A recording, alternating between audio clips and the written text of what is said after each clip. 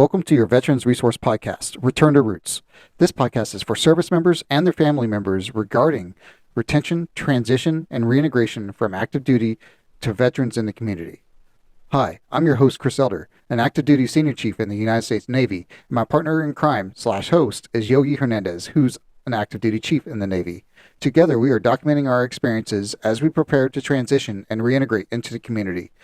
Every podcast will have actionable content that will benefit American service members and their families, as well as those who have already transitioned and reintegrated.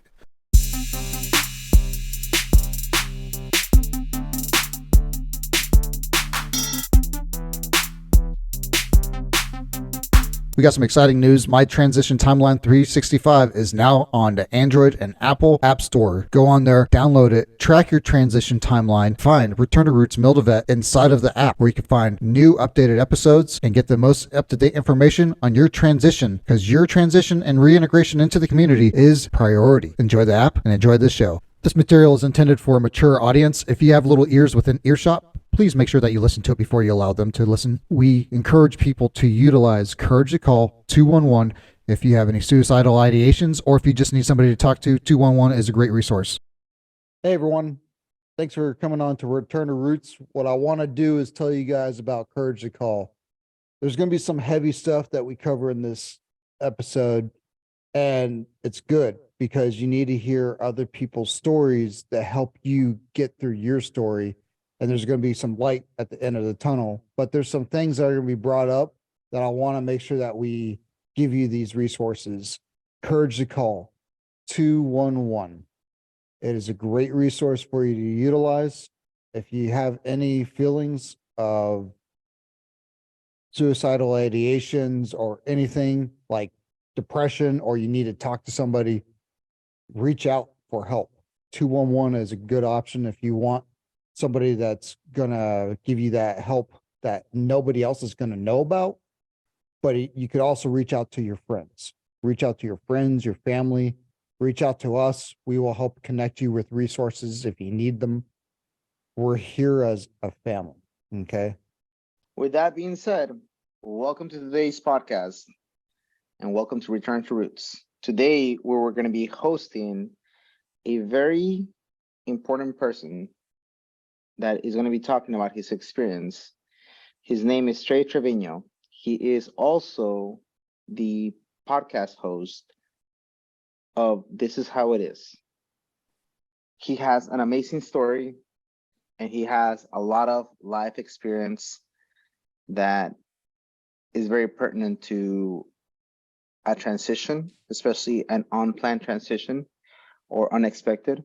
And everything that happens within our community that a lot of us have to deal with and are ashamed of even talking about it.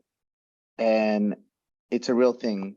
As much as we try to say that it is no longer part of the culture, it still is part of the culture. As much as we have pushed and we have made progress to make it better, but it is what it is. Today, unlike any other one of the podcast might be a little dark and a little intense, but we want to make sure that we capture the reality of things. Without further ado, Trey, welcome to the podcast. Hey, what's up, man? Thanks. Appreciate having me on here, man. We're honored. So listening to your podcast, you talk about a lot of things that went on through your career and also that went on through your personal life. And it was an absolute, real, hard, strong story to listen to. And all your partners that were there with you talking about the podcast on your podcast shows, it's very raw and cut, it cut, at least to me, it cut to my soul about your story and the PTSD, the anxiety, the shame that comes with it that nobody talks about. So if you can share with our listeners that are not familiar with your story, can you tell us a little bit about who you are and where you come from? So my real name's Tiburcio. So Tiburcio Trevino. In the Navy, they call me Trey. Here back home in Alice, I'm known as BJ just because I got an old name. It's my dad's name and so on and so forth. But I'm from South Texas. I'm from Alice, Texas. It's been, I'm 35 years old. And I think for the last 15 years have been like psychotic. It's been like, just so many ups and downs, man. Like I joined the Navy to get out of, I joined in 08 to leave my hometown, right? Because there's nothing to do here. It's an old field town. When the old field is down, all hell's breaking loose out here. So I left, and I joined. I did what I was supposed to do, and before I left, I got married. I got married to a girl from my hometown here. We went to school together and stuff. Her name was Melanie, and then joined the Navy. Man, did good. Rose up. I was at VFA 151. I joined as an AO. I know y'all love y'all's AOs, so. No, here comes the hate. I just have to lay it out there right now. No, I joined, man, and then I was doing good, and I came in and I was like one of those accelerated advancements, push buttons out of A school. So I got third. I was a third class after I was in my command for like, I think it was 6 months or something like that. And then it took me a while to make second. It took me like 4 or 5 times, and then I made second. And then so like, let's just say my whole first tour was amazing, right? I did good things. I was, supervisor. I was kicking ass and all that stuff, going on deployments and everything. And then I was like, man, I did my first 5 years and I'm ready to get out now. I did good. I changed my life. I'm gonna go home. And then I was at the medical doing like last minute medical stuff. Like the last 2 months, you're gonna get out, and 2-3 months. And so I told my wife, I'm like, hey, you should get that thing looked at on your head. Cause she had this thing on her head, and she's like, no, it's fine. It's fine. I'm like, just get it looked at. Well, they looked at it. They're like, we'll remove it for cosmetic purposes. They took it off. And then like, I don't know, a week later, they called her and they're like, you need to come in right now. And they're like, hey, that was melanoma cancer. That was on your head. So we're like, I was on the line working. I saw my phone had like 20 missed calls, and I'm like, what the hell's going on? And so I left work and went home, and I was like, okay. I was like, I'm still going to get out. I'm like, I can do this. I'm like, I've been through a lot of stuff so far. I'm a strong person. We can do this still. And my chief and my gunner were like, what are you thinking? You need to stay in. There's nothing that's going to pay for like her treatment, any of that stuff. And I'm like, nah, it's all good. I'll figure it out, something. And they hounded me. They went to my house and chewed my ass in front of my wife, like my chief and my gunner. And then I still told him no. And then the next day, when I tell you my entire chain of command, like from my chief all the way up to the XO, took me to the skipper's office, and they were all like kind of chewing my ass, like it was like a fake mast or something. And they're like, why are you not going to stay in? They're like, you will never pay for any of that. You're a good sailor. Like, we're not supposed to even do this right now, but you need to right now. The skipper was like, I'll call Millington right now and get your stuff pulled, and we'll get you reenlisted next week. And I'm like, damn, this shit's real for real. So I was like, I thought about it, went home, and then the next day I was like, all right, I'll re-up. So I reenlisted. They jumped through their ass to keep me in. We had to go to Balboa down to San Diego. So then I got transferred to VMF AT 101 with the Marines. And that was an awesome experience also, being with the Marines. Like at first it was kind of a culture shock, because it's just different. We're real laid back in the Navy, and then they're on it. So I was there for 3 years. They had surgeries on my wife, and then they took everything off, and I was like, I was good. I was still strong. I was working hard, and I was working my ass off when I was with the Marines. I made first class when I was there, and we used to party. You know what I'm saying? We used to drink and party.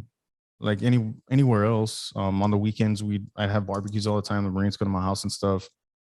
It was good. It wasn't really a problem for me.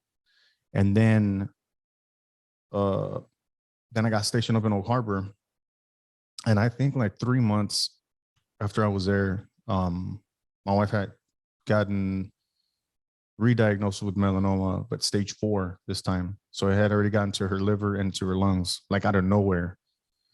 So that was kind of like, oh shit, like the survival rate for stage 4 the 5 to 10 year rate was not very good at all. So then like my drinking started to I think even I started using it as a coping mechanism instead of like having fun. You know what I mean? Instead of like just being with the, you know, with your friends and stuff and having a barbecue and drinking, it went from that to like, man, I'm stressed out. And to anytime I felt any type of stress, I was going to drink. And you know what I'm saying? People, you know, you come home from work sometimes and you're real tired. You had a long day. You're like, man, I'm going to crack open a beer. You know, I don't have anything against people drinking at all, but me, that's when it started. And so she had like clinical trial after clinical trial. We had to drive to Seattle like 24/7 to get these treatments. And then I made chief that year in 2016. That's when I made chief. So I was making chief. I started new command, new like treatments. She got stage 4, like the move. It was like a whole bunch of stuff just piled into one. And then I made chief, went through the season, pinned on, and then I got to a new command. And we were doing good. I was still doing good. And then her cancer just started getting worse. And then like with cancer, man, it's not like those Hallmark movies to where it's like, oh, you have cancer. It's like some like deep, like, I don't know, explain it, like lovey-dovey sparkles, like I'm going to be here forever. You know what I'm saying? Like that's how that's not the reality of it. Sometimes it is, but the reality is like that cancer in somebody's life, it destroys not just that person, it's like everything around. Because that, you know, your significant other is tired, they're sick, so you got to take on the responsibilities of the house, the kids, everything else. And then there's like no attention to you at all. The attention goes to your significant, which it should be, right? So you fast forward, she had cancer for 8 years, and so for 8 years it was like that. And my drinking just got worse and worse and worse and worse. And so on detachments, man, you know, I'm gone. You know, you're gone from home. And sometimes we let loose a little bit too much because we don't have no, you know, that person like bringing you in. You ain't got to go home to that person. You'll be like, oh man, they're going to get pissed off. Like you don't have that person. And the oversight is like real small on us also. And me, I would drink a lot on the debts. And then I was, let me see, I'm trying to think about all the times. So I was doing a lot of that, right? And the first time I got in trouble was I was on a flight coming back from a conference. It was an AO conference. And they were just talking about like bomb racks and stuff. And so I went the first night, and then on the way back that morning in the airport, I started drinking, and I got on the flight. And I sit down, right? And this is like 8, 9 a.m. flight. And I sit down, and there's a little girl next to me. So I'm like, man, I don't want to reek next to her.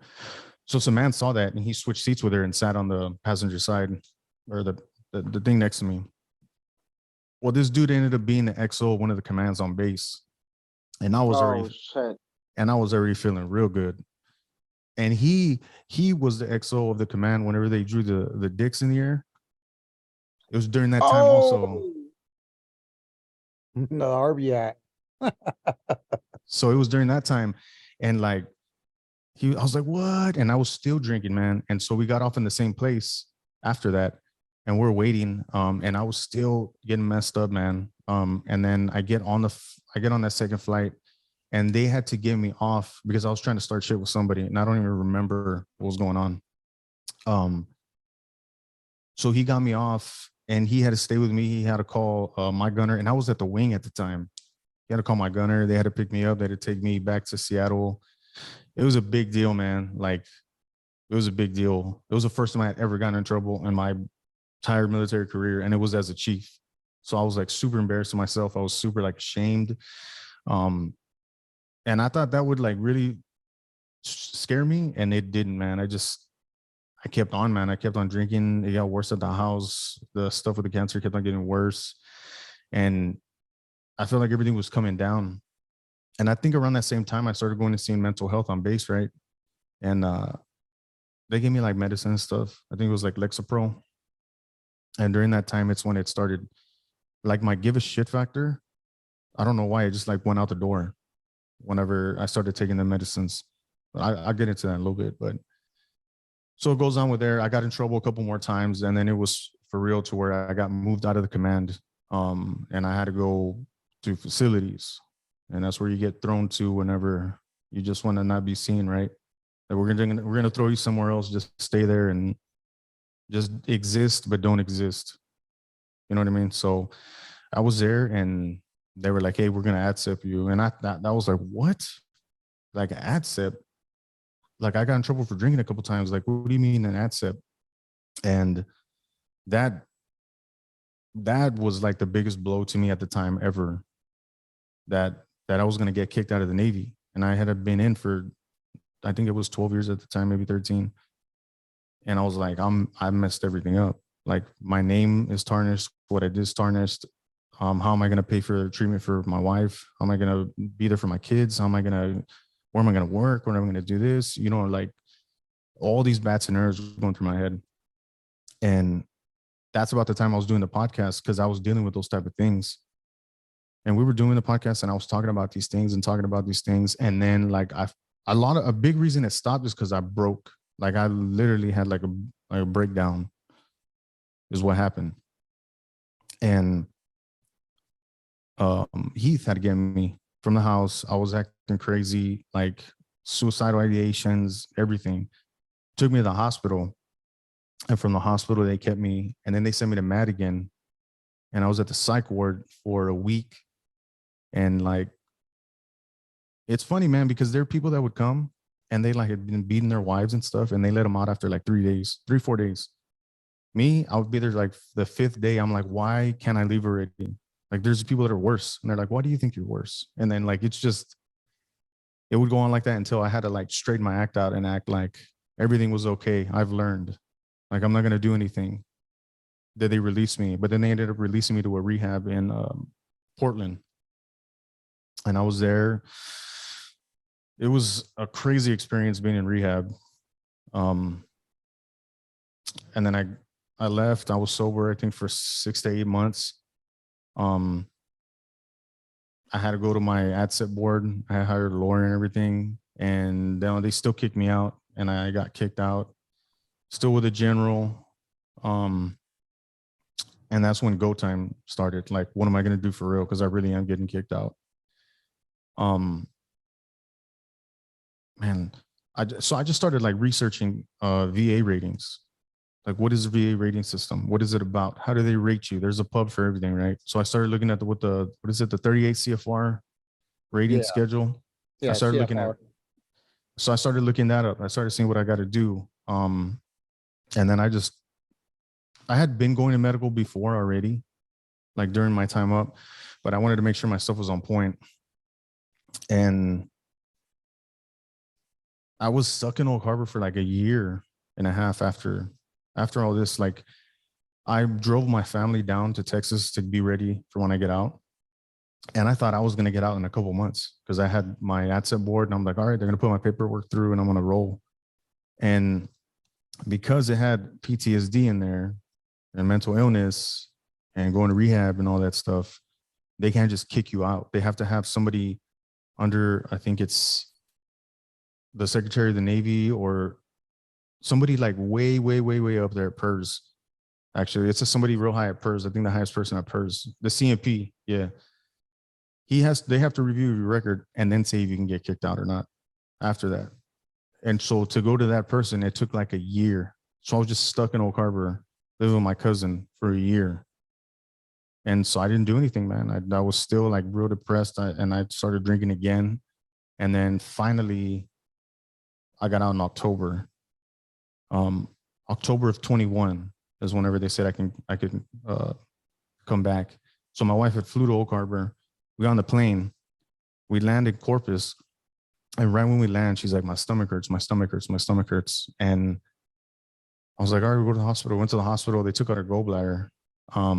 And it just got worse and worse. We were in ICUs. They said the cancer had gotten like spread everywhere in her liver. We were going to Houston. We were going to Corpus, back and forth. And then I had to put her in hospice. And I was like, that was the hardest thing I've ever had to do. Is is sign it's called DNR, right? Do not resuscitate paperwork. It's hard, man. I was there in the ICU, and the doctor's like, there's nothing we can do. Like, you know what I'm saying? That talk where they're like, it's either here, she either dies here in ICU or dies at home. And I'm like, all right. So I had to sign that paperwork. Making that big decision, I had to find a place to rent in my hometown. I had to find stuff to furnish it because all my stuff was in Oak Harbor in Seattle, packed up, the household goods move thing, until all my stuff was fully signed off. So I had to jump through my ass to get all that, get her home. She was home for like a week, 2 weeks, maybe. And then she ended up passing away on January 1st, on New Year's Day of 22. And Wow. yeah, man. And I was down that dark hole again. And after that, I ended up going to another rehab in Bastrop, Texas. And this was like a nice one. Like this was like a resort, man. Like you could have your phone, you can walk around, you can go to the gym if you want to. They don't have to escort you anywhere. You just have to go to groups and stuff. And that was nice. It was a nice place, but they never addressed my grief. It was just alcohol. So it was a good patch for a while until like this past year, I relapsed again, man. And this last time I went to Illinois, it's a place called Lincoln Recovery in Illinois. And the director was a Navy veteran. He was an AT, went to school, ended up being a doctor. And then, so he's the director at that rehab. So he worked with me a lot there. And like, you start figuring out stuff that's going to keep you sober as a person, at least for me, is giving back, helping people out. Like that's when you're not stuck in that rut. And he's the one to put the idea, like, dude, why don't you be a counselor? I'm like, what? He's like, yeah. I told him about the podcast and told him all about, you know, the Navy and everything and what I did and the way I engaged over there and the rehab with the groups and stuff like that. He told me, why don't you do it? So I got online, I looked at a local college and I started doing that. And that's where I've been since. I mean, there's a lot of stuff too in between, but like whenever you talk about like the deep stuff, she passed away in January 22. I fell and then I was good. And then I fell again this past year. And now I'm going to school to be an addiction counselor. I'm a substitute teacher now. I have 3 kids. I have a newborn. I met my girlfriend. She's helped me a lot. She's very supportive of me. Yeah, I mean, and I gotta say, I'm doing good now. Like in all aspects of life, I'm doing good right now. But I prepared when I was gonna get out. Like once they said you're gonna get kicked out, my mind just went into like planning mode. I started looking, like I said, the ratings. I started looking at jobs. I started messing with my resume. I started like putting plugs out there, like, hey, does anybody know anything? Anybody know anything? And I got one bite. Let me see if I can find the dude's name.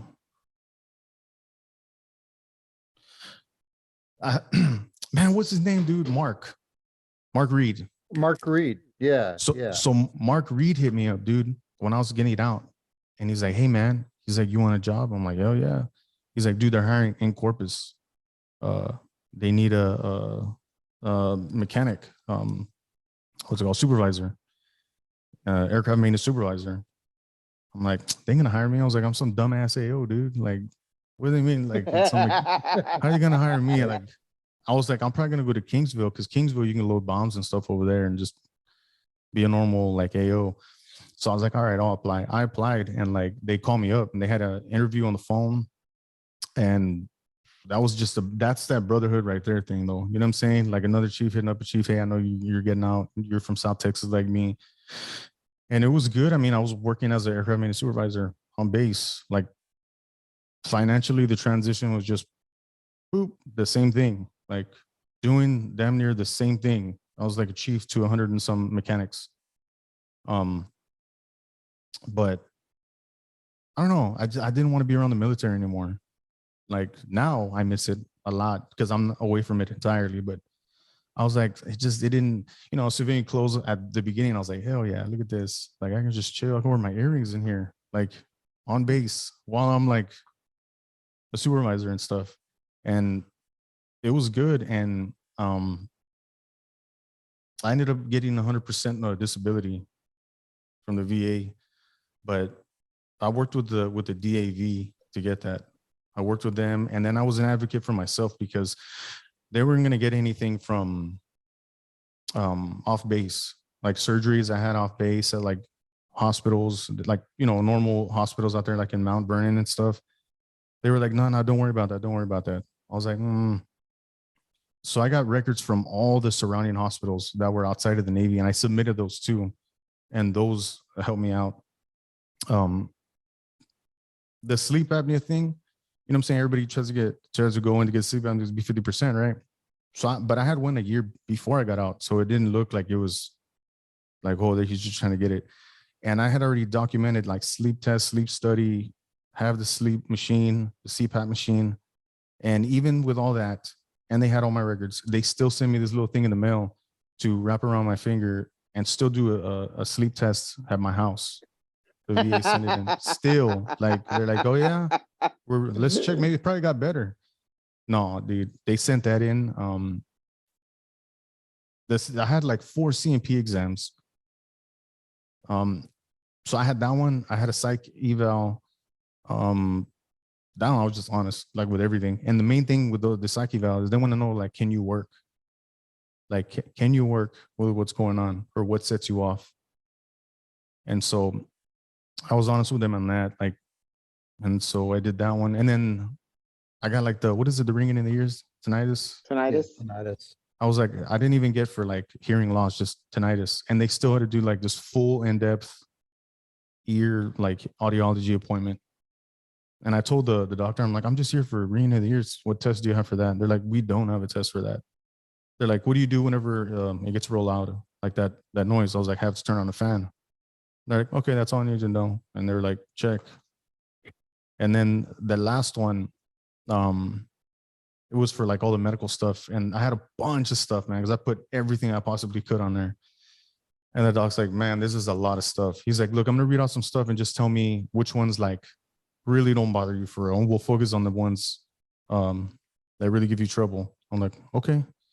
And he would just name himself off. I'm like, nah. And then the stuff that mattered, he was real cool with me. Like, my shoulder's torn.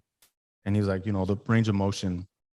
And I tried to lift it, and like I could lift it the whole way. And he's like, when does it hurt? I'm like, oh, it hurts like right here. He's like, let's try it again. Then once it starts hurting, that's when you stop. And so I barely moved my shoulder, and that's where he marked it. But from what I've seen and heard, like, it's not always like that with the doctors, because they contract them out locally. So I did all that. I had to wait like 4 months. I think it was like 4 months. And then they called me and they're like, there was something with the paperwork, but I was like, hey, did y'all find out what my percentage was? They're like, oh yeah, you got 100%. I'm like, what? Like, I was expecting like maybe 80, like I was gunning for like 80, 90, like, man, hopefully. And it was like 100. And it was PNT, right? Like permanent and total. So can you tell our audience what PNT means?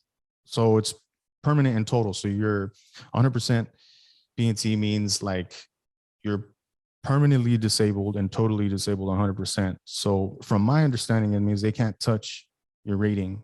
Like you can't go to the VA and be like, man, my shoulders really bother me. And they're like, hey, well, okay, you've been going to the doctor about your shoulder and it looks like it's getting better. So we're going to downgrade your rating. From my understanding, that they can't do that, because it's like a final boom. That's it. You're 100. That's it. But I know that they can also do like, what is it, like reviews? Reevaluation? No, so that they can't reevaluate you with a PNT, but I know it's like, like an audit or something. They go in there and look to see. I was reading about it the other day because it kind of scared me, but I got 100% PNT. And man, let me tell you, dude, that is like the biggest blessing that I have, is having the 100% disability. I mean, and it makes sense, man, because I stopped working on base And then I was working as a cable technician here in my hometown for a little bit, and I stopped working there. And so it makes sense, man. Like my back was hurting when I was like out there doing physical labor again, climbing ladders, climbing poles, and hooking stuff up. I wasn't used to that. I was used to like standing in the flight line. Like I wasn't lifting bombs anymore towards the end. And if I did, it was every now and then. It wasn't like boom, boom, boom. So I was doing that. My back was hurting. My arm was hurting. Like I get home, I was pissed off. And my leadership in there sucked so bad. Like, we bitch about it in the Navy. Dude, my supervisor, like, this dude, it was just like the guy over him. He would come and tell us, well, this guy said you have to do it, so we have to do it. And I'm like, I'd be like, you should have owned that. And that dude used to be in the Marine Corps. That's a whole different story, but stuff like that, and it would just bring me down. And I'm like, dude, there's something else I should be doing. Like, I should be doing something else. Like, I'm not going to be a cable guy for the rest of my life just because I'm trying to be home. I didn't want to be towards the military. Like, I have to do something. And that's when I relapsed at the time. And like I said, I went to that rehab. And like with me, what helped me is during that time, man, I was already getting real depressed again this past year. Because it was getting close to the year anniversary of my wife passing away. And I was like, man, I don't care if I die. Like, I just want to go already. I want to go so I can go to heaven and just be with her. Like, that was my whole thing. Like, nothing mattered. And like, I had my girlfriend here. She was supportive, like, and everything. But it was just me. I got stuck in my head. And I was like, I don't care. I just want to go. I just want to go. I don't want to be here. Like, I wasn't actively suicidal or wanting like to die, but I didn't care if I did, if that makes sense. So that makes perfect sense.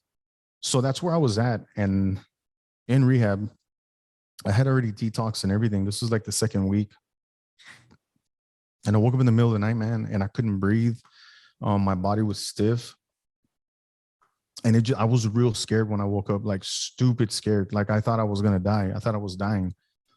So I could barely walk. I was like crawling to my door to get out. And luckily some man heard me and he picked me up.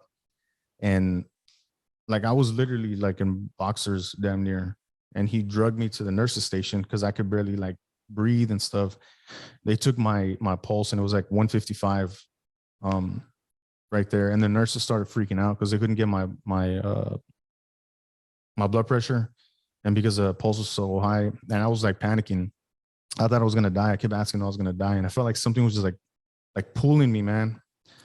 When I was sitting in this chair, I remember, and they were freaking out. There was like 3 nurses freaking out. The techs were freaking out.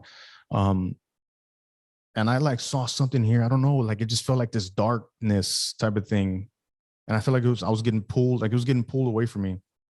Like, that's why I thought I was going to die. I thought I was going.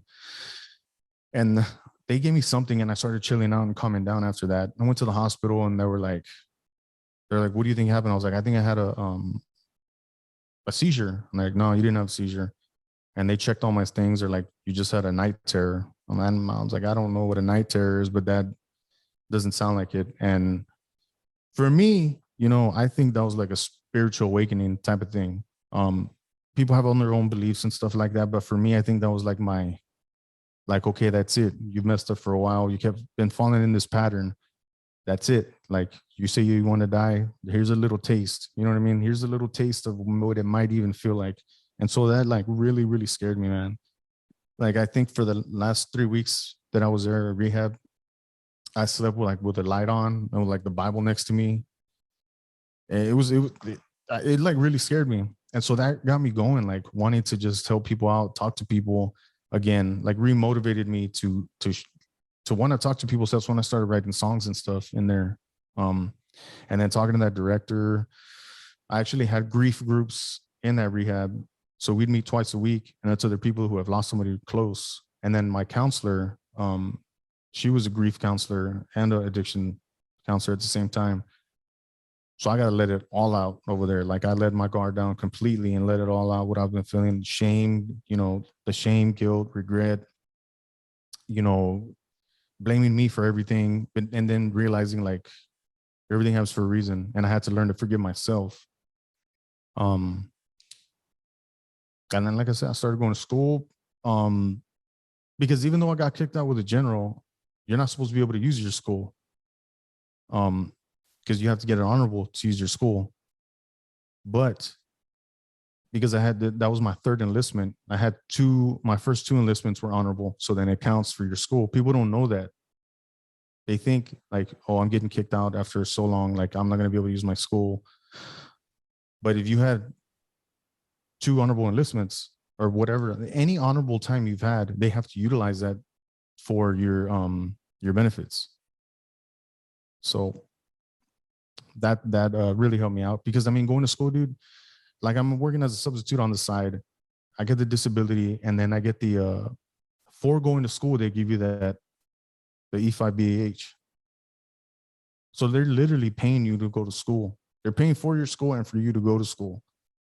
So for me, it just made sense. I'm like, dude, I can go to school 1 day a week, do something part-time. So I decided to be a substitute teacher. I don't know where the hell that came from, but my mom does it. And I was like, let me just see. And I ended up liking it a lot, substitute teaching. There's some days I come home like, these kids, man, but most of the time, it's cool because they see you and they're like, oh, I tell them, I remember the first time I showed up one of the classes, you know, you put your name, the sub puts their name, but Mr. Trevino. And then I put Chief on there at the bottom, and they're like, are you Master Chief like on Halo? And Halo? stuff? They always say that, bro.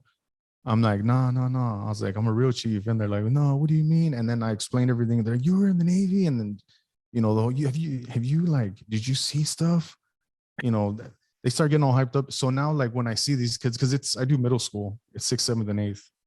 The younger 6th graders be like, hey, Chief. And then the 8th graders will be like, hey, what's good, Chief? And they'll like try to dab you up and stuff. Like, so it's cool, you know what I mean? Like doing that. So I did, in a way, I feel like I'm giving back. So for right now, you know, like right now in my life, I feel like I'm running on all cylinders right now, like financially, mentally, physically. Well, physically, I'd probably get back in the gym, but like better than I was doing a couple months ago or last year. So dude, it's just been a lot, man. Like there's a whole lot of stuff I've probably left out because I was trying to just run through it in my head, but it's just, it's crazy, man. I think, you know, I ask myself, like, why does this happen? Why does this stuff happen? Why does bad things happen? And the only thing I've been able to come up with is like, you probably have a greater purpose. You know what I mean?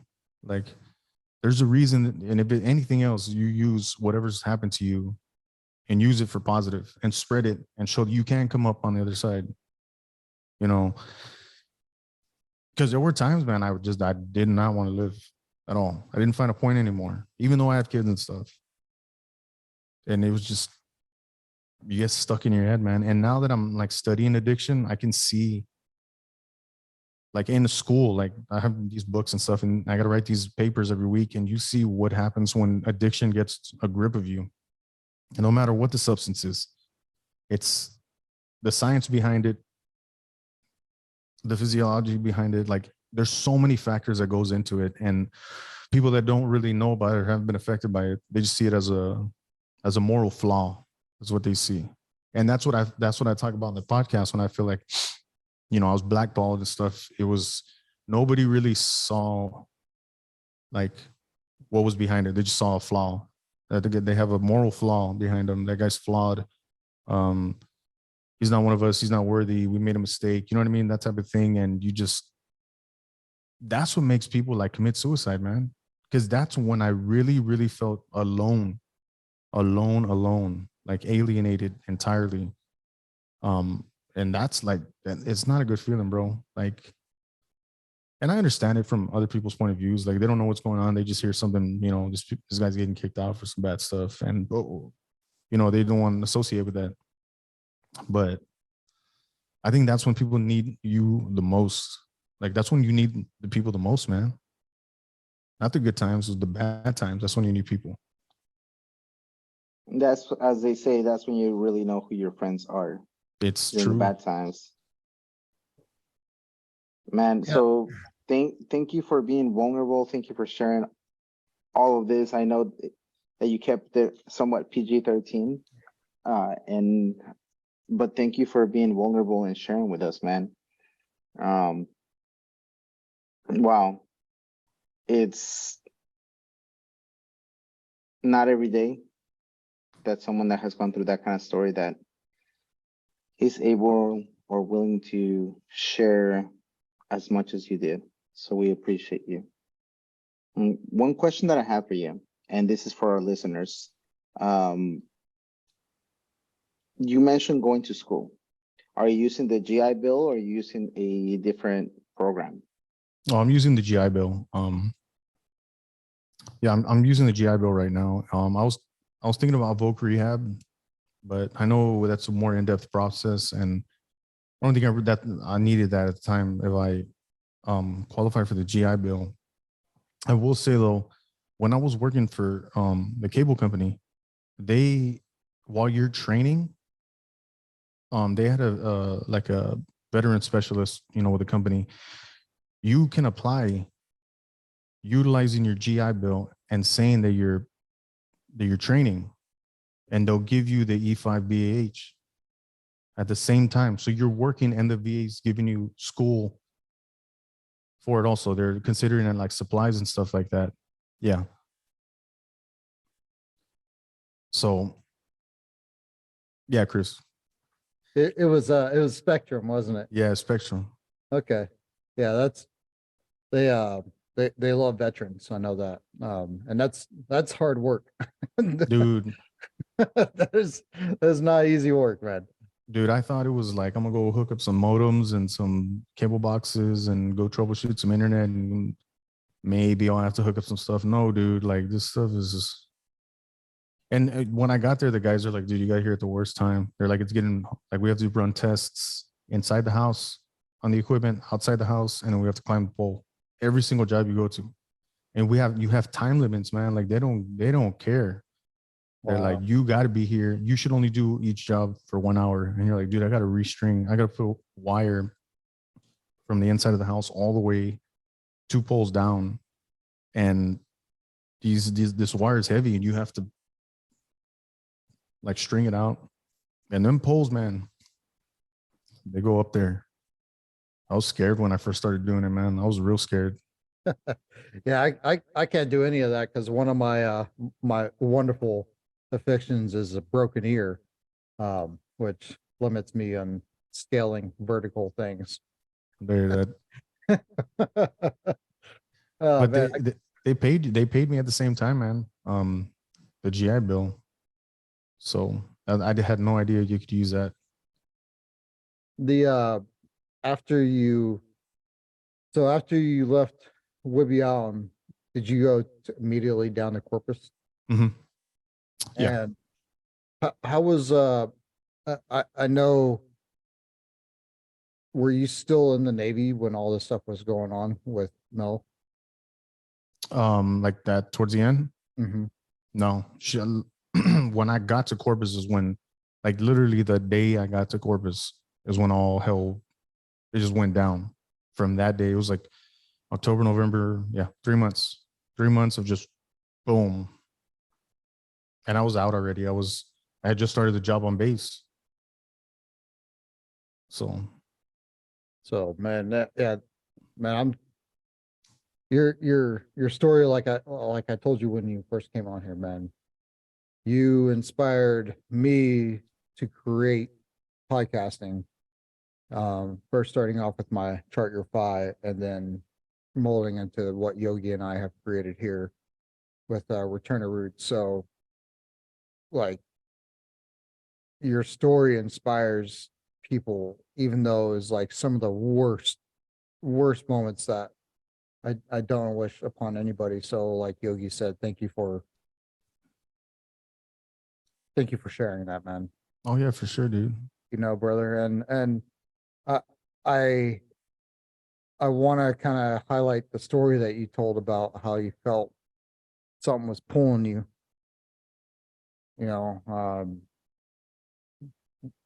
I believe in the same thing, brother.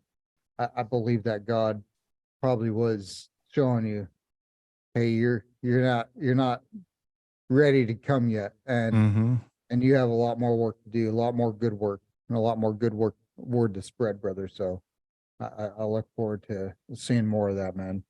When you were getting out during that period of transition that you were in, man? When you found out, hey, I'm ADSEPT, and you had that year-long wait, were you able to get all your VA stuff taken care of immediately, or did you have to take care of it afterwards? I had to take care of it afterwards. Like I got all my ducks in a row, right? Like I got everything ready. I got my records. I talked to the DAV a lot. But I couldn't submit anything till I got out because I tried to do what's the name of it whenever you get out? The BDD, which is your benefits delivery at discharge. Yes. Yeah, the BDD. I couldn't do that because I didn't have a set date. So whenever they looked online, my separation date was until like 2023 or something like that, 2024. So they're like, why are you trying to do this? And the Navy really didn't tell me anything. I was in the dark a lot. Like I tried to call NPC. I bugged them all the time. But they're just like, I don't know, the file's somewhere. You're like, oh, okay, cool. And then that's it. So I really couldn't. The only plan A I could do is what I was in control of, which was my records, make sure everything was down, just researching like things I need to do once I get that date, to where all I was waiting on was the paperwork and the date, and then boom. Because the day I finally got my my paperwork saying the day I was going to get discharged and stuff, boom, then I shot it all off to the VA, because you got 10 days to get out. Like once you get that paper, the notification, 10 days, and you have to exit the building. The DAV, was that the only resource they used? When I was in Washington, yeah, I used the DAV. I just talked to the guy on base, and then when I got to Texas, I used the Texas Veterans Commission. They just really helped, like, because everything was already submitted, and the Texas Veterans Commission was really just like my representative. I assigned them as my representative. So like during the process, me waiting for my ratings, and when I was going to have my CMP exams, I would talk to them, and they could get a little bit more information than I could. Wow. So this is insane, man. And when you're on this side of and I'm like in the middle right now, right? And I can see part of what you're talking about, but when you're on the inside, like all the way in, these are things that you don't think about. And as a chief, as someone that cares for their junior sailors, you wonder how many people you actually could have helped out more when they were transitioning out. But the problem is that you don't see that. You're not able to see that until you're transitioning yourself out also. And that sucks, man. You mentioned the command alienating you and everyone that you had, and you thought that, or not everyone, but a big group of people that you trusted and that you cared about, just kind of like dropping you like a hot potato, right? Mm-hmm. Yeah. And that, all of that sucks. All of that really sucks as you're going through everything, as you're going through your transition, as you're trying to figure out your life, you know, and that's when you need people the most. Yeah. And it's just harsh, man. I'm glad that you're now where you're at, and I don't believe, personal opinion, obviously, that you were ever a bad sailor. You just didn't have the support that you needed at the right time. And that's my opinion. I hope, I don't know if anyone, and if I do, well, you know what, they can be okay with it. But now from this side of where I'm at right now, I'm able to see more of how difficult it is to really transition out, right?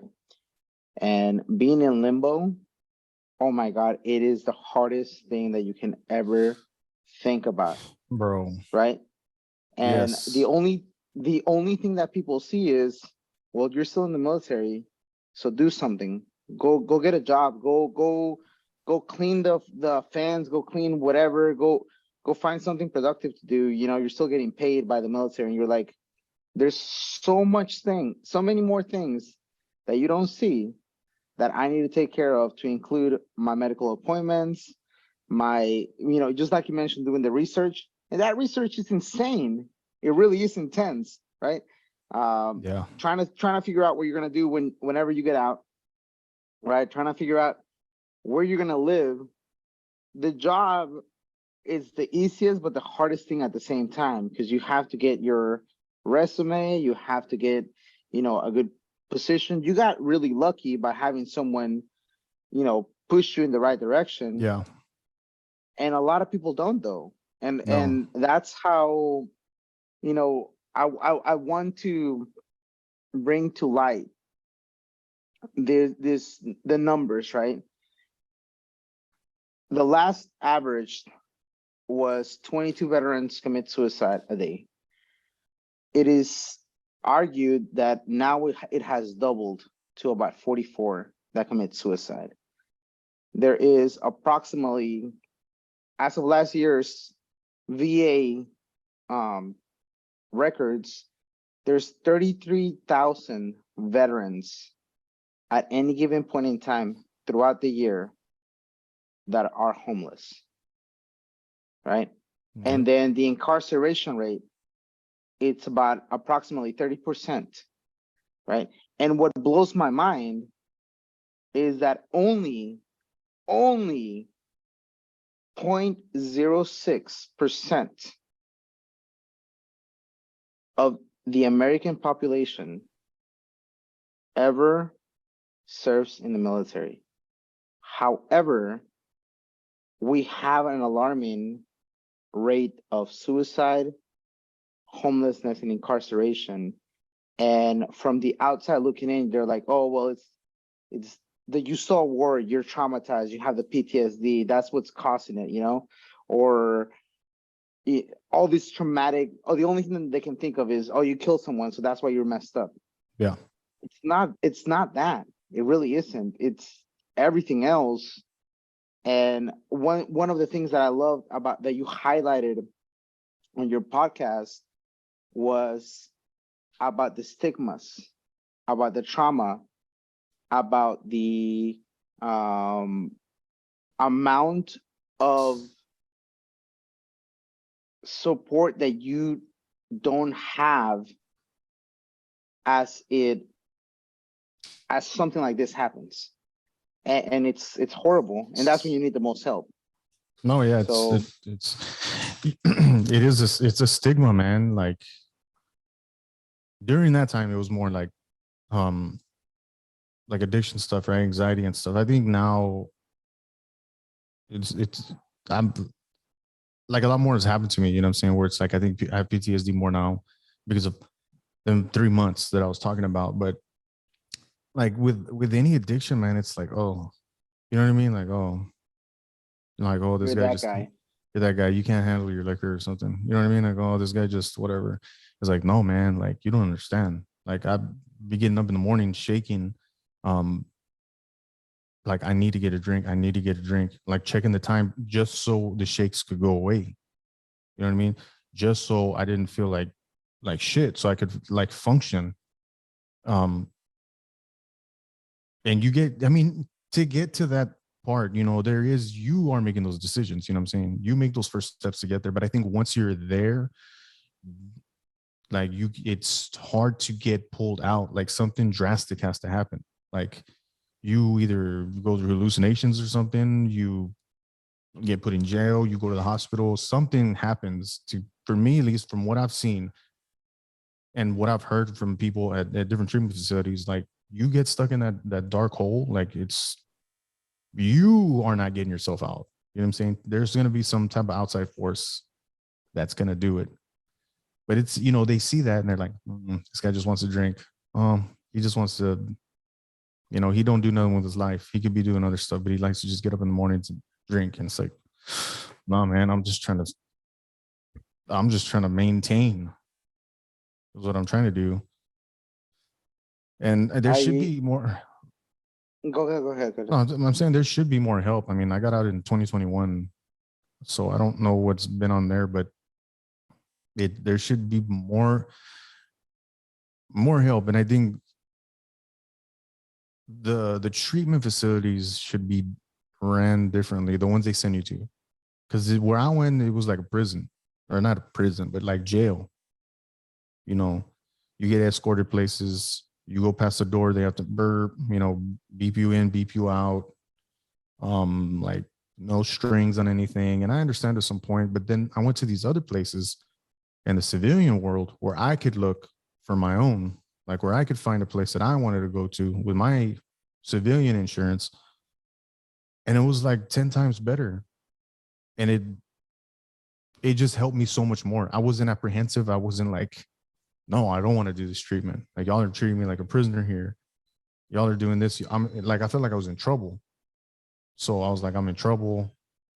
Going to a place where I feel like free, like I'm here because I want to be here. I can go anytime I want and there will be no repercussion. I have to want to be here on my own. And when you're in a place like that and they're like, go ahead, you can walk here, there, but we're not making you stay here. I think that helps out so much more. And from what I learned, this stigma thing, it's because people are not educated in it or they haven't been touched directly by it to that extent. Like even my own mother, like it took this last time in treatment. I was on the phone with her and she was like, Mijo, she's like, I saw this thing. She's like, I understand.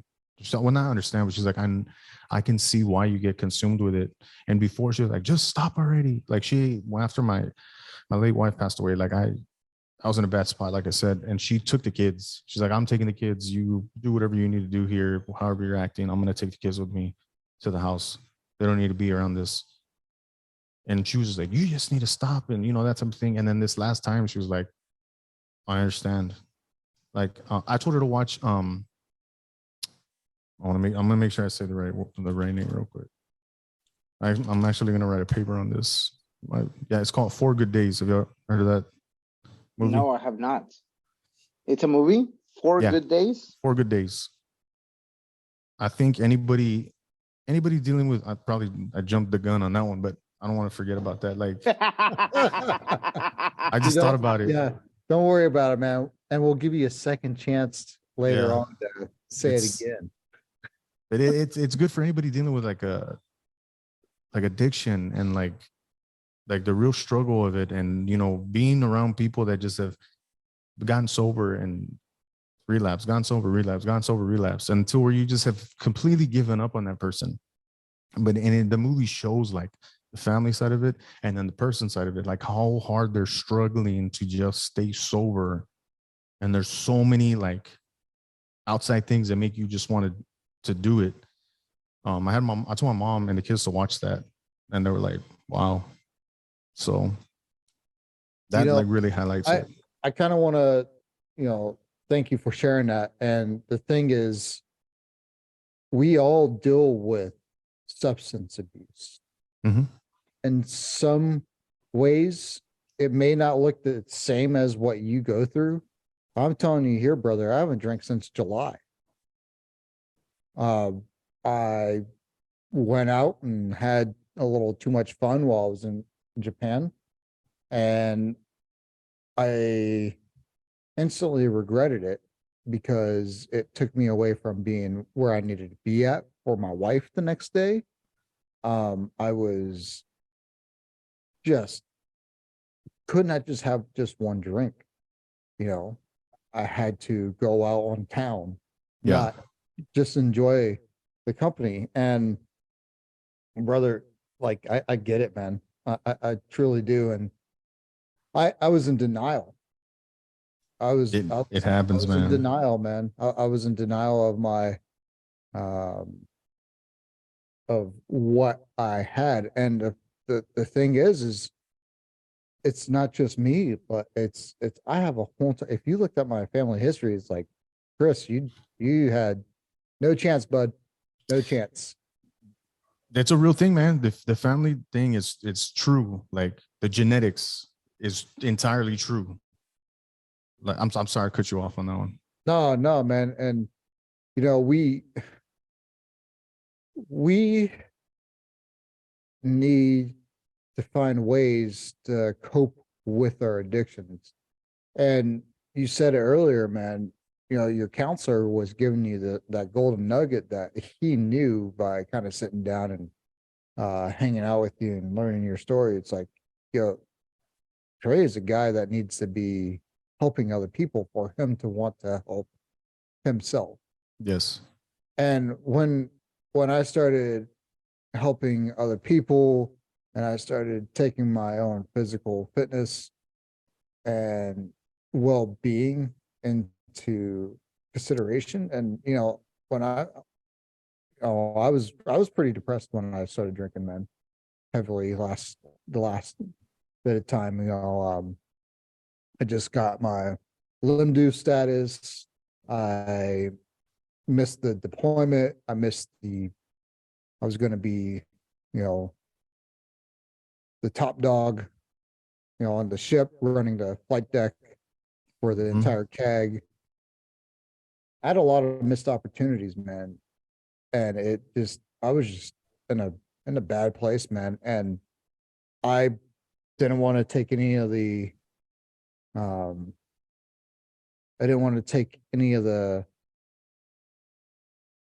consideration of like what it actually was that was bothering me. I was just like, I'm just going to drink. Oh, I'm in pain. Oh, I'm just going to drink. I don't want to take the Lala pills they gave me because I just want to drink. Like, I'd rather drink than take the stuff that they were prescribing me. Mm-hmm. I was self-medicating, and I thought, I was doing the right thing by not taking those other pills and by doing all that. And then it's like all the time that I wasted recovering, man, and the time that I wasted not being around my own kids. And, my kids would be like, oh, is that an adult drink? Or, like, my kids shouldn't know. Like, Dude, it's terrible, man. Like, it's really is that part, because like my son is 13 now. My daughter, she's 10. And when it was just us, right? Like, mom's not here no more, right? Just me and the kids. My son took on this role where he thought he had to keep everybody in charge. He had to keep everybody in control. This dude knew where I was hiding my alcohol. And I thought I was slick. I would drink. I'd go outside real quick, drink, come back in. And he'd be like, hey, where are you going? Like, we'd be playing Madden or something. Like I had to go get something from the car real quick. He's like, yeah. And he followed me. I'm like, dude, can you not follow me? He's like, yeah, I know what you're going to do. And then other times I got drink, and he already knew that I was drinking. And I try to hide it underneath like my breath and everything. And like he already knew, he shouldn't know that. Like, he knows how it smells, how it looks, how I start acting different, like my personality, everything, And I mean, we used to have big old parties, like I said, when I was stationed in Miramar, and the kids like knew, okay. And for me, I'm like, oh, we're just hanging out. We're having big barbecues like we're used to. But to where he sees it, to where he don't like it. Like, you don't want no alcohol in the house. You don't want to be around it. You want nothing like that. And it shouldn't happen, but it like when the substance takes over, like nothing else matters. You think you're hiding it from people. But you want to self-medicate because it's a quick fix.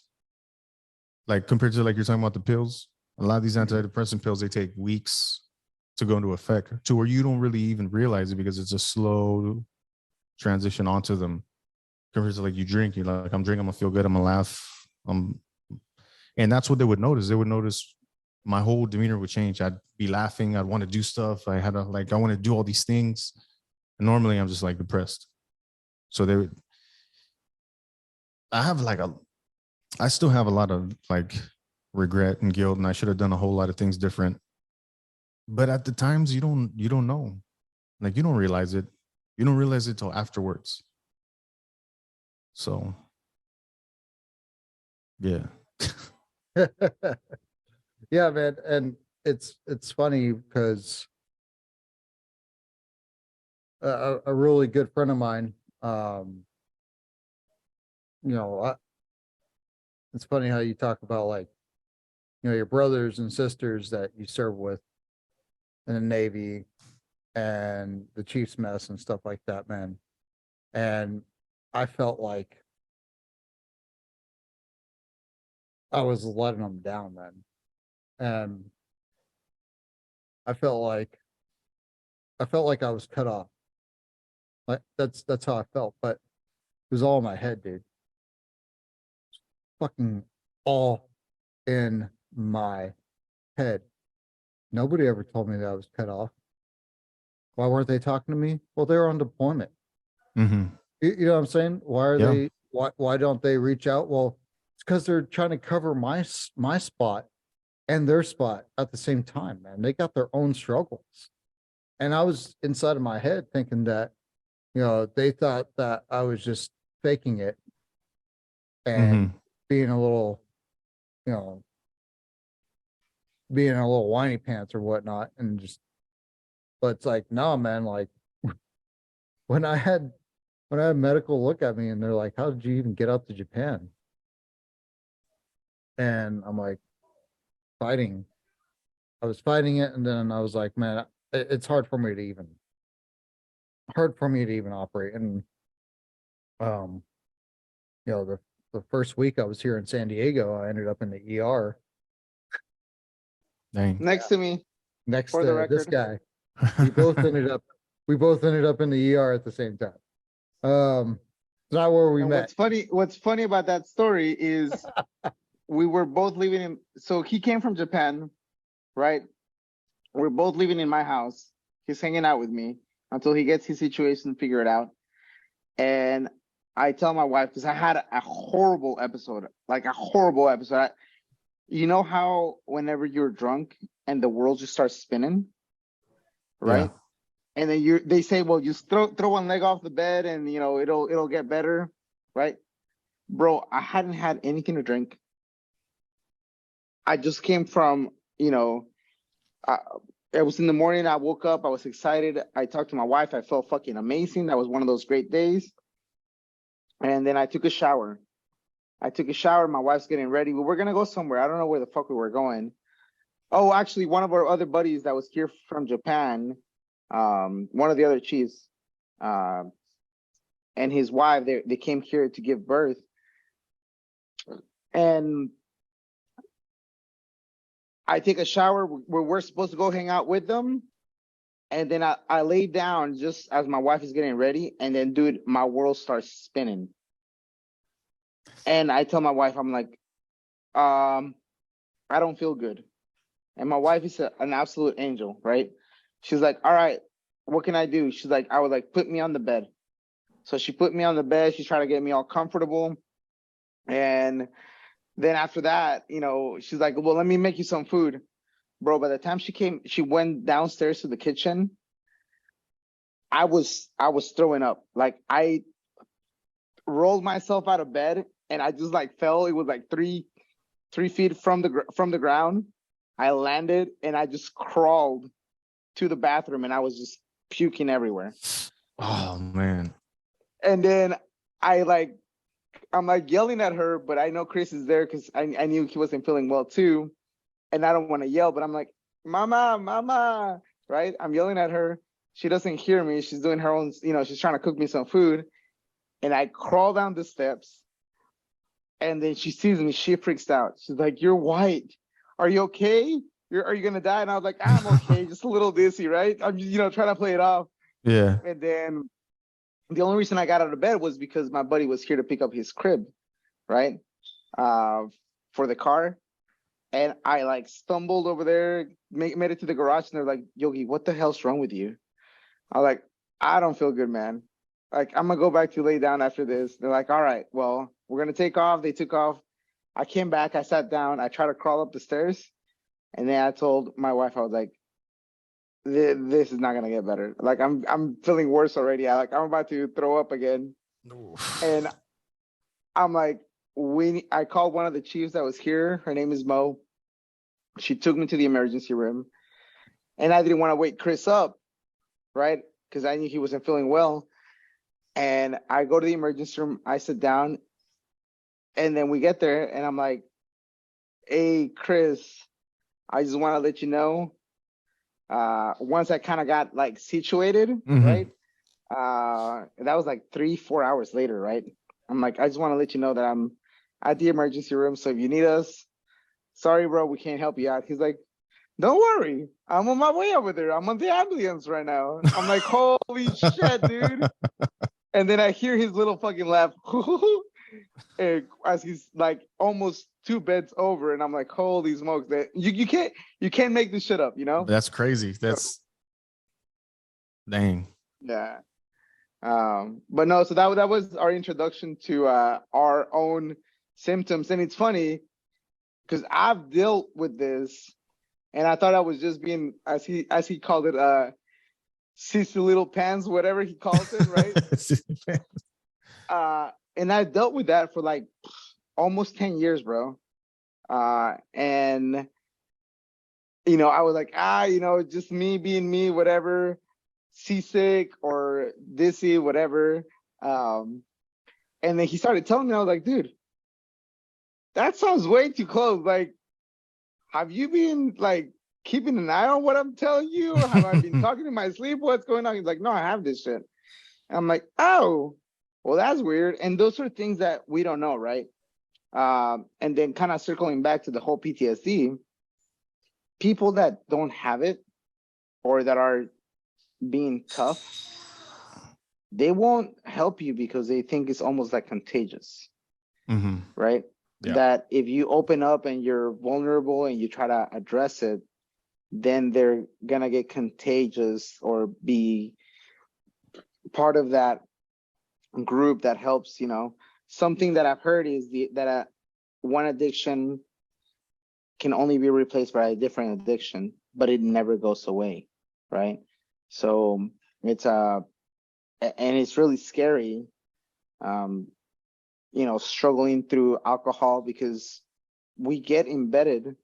That's part of our culture. Unfortunately, that's part of our culture. As much as we have steered away from that being what is a sailor, a drunken sailor kind of thing, personality or mentality, but it still is part of our culture, especially whenever you are deploying all the time. As you mentioned, whenever you're on debts and stuff like that, that is part of what is the norm, is the custom. So it makes things more difficult, man. So it is, man. wow.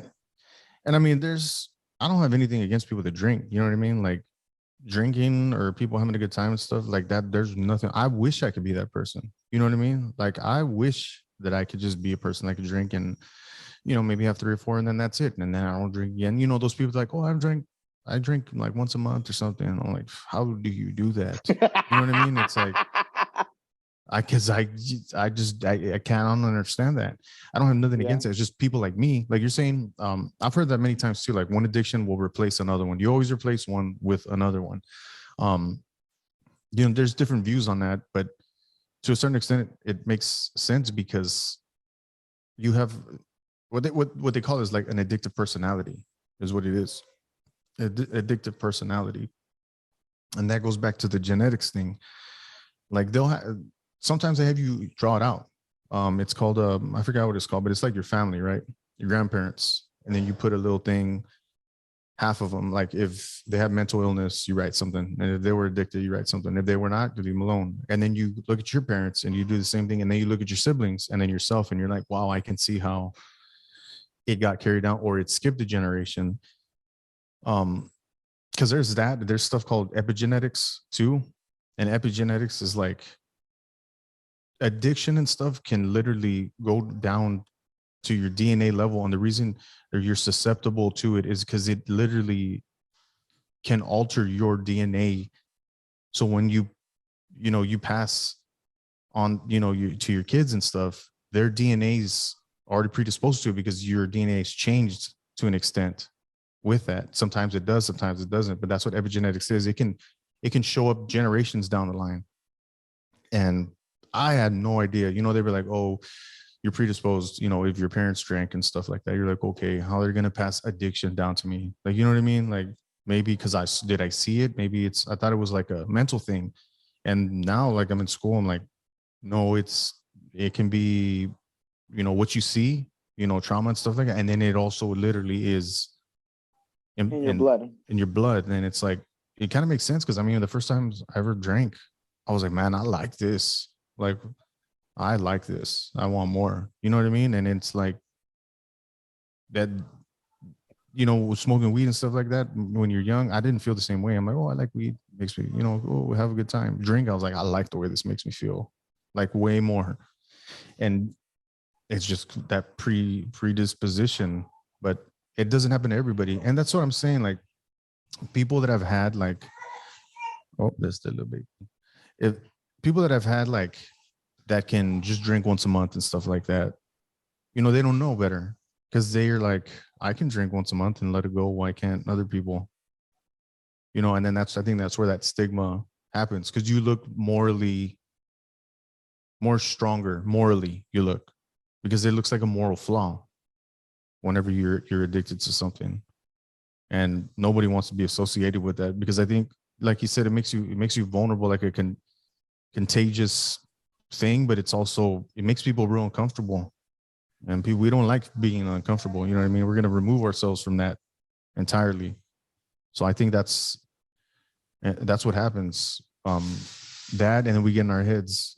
It's just so many variables, man, with this type of stuff that it's never like just one thing. There's just so many variables. You get stuck in your head.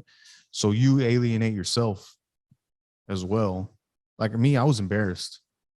So like, people didn't talk to me, and I thought other people didn't like me. I thought my own friends didn't want to talk to me. You know, just so many different things. And some, like you said, sometimes it's just in your head. It's funny whenever you speak, and this is why it's so important to watch out what you funnel into your body. And whenever you're drinking a lot, right, you're not funneling positivity into your life, maybe like a temporary high.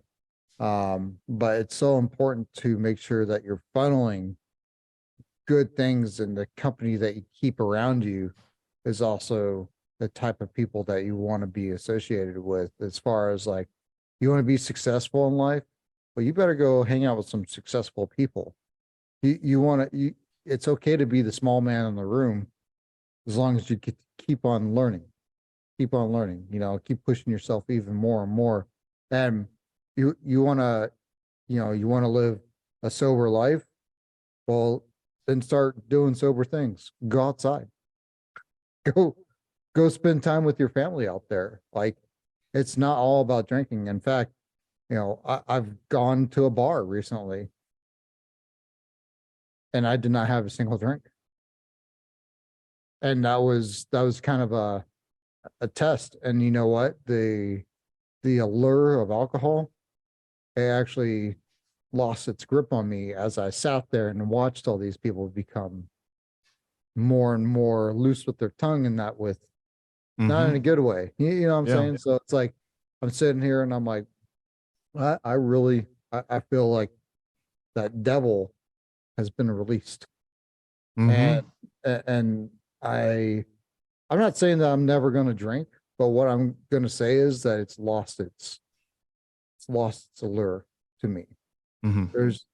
And when I started looking at it as something that I can, pretty much something that, hey, it takes away from who I am. It doesn't add to me, and I can have fun and be a better version of myself without it. You know what I'm saying? So, and then wake up the next morning without a hangover. So that's kind of, that's the best part right there. Nah, but that's amazing, man, because it, like for me, you know what I'm saying? I know I'm an alcoholic. Like I know, because I'll go to, like at the beginning, I'm like super motivated. Like, like I'm going to school, I'm going to do this. I'm trying to help people. Oh man, I don't want nothing to do with alcohol and stuff. And then slowly I'm like, man, I really miss that. You know what I mean? And that's the very important time. They call it the pink cloud in like addiction circles and stuff, right? Like it's the pink cloud. You're like, man, I feel great. It's like this, but it's like your body also has this burst of energy, all these chemicals and stuff that you were suppressing and stuff. It's finally being able to replenish. You feel healthy, you feel everything. But whenever you start, like that person that's addicted, you know what I'm saying? That's the most important time. You got to be like, nah. And they call it like rolling the tape. That's one thing. You roll the tape. You're like, what's going to happen? I do drink. Maybe because there's been times, man, I'll go and I'll be like, I don't need a drink, and I don't. Or I'll have one drink and I won't drink again for like 2 weeks, right? I'm like, see, I can do it. And I do a little bit more and do a little bit more and do a little bit more. And then boom.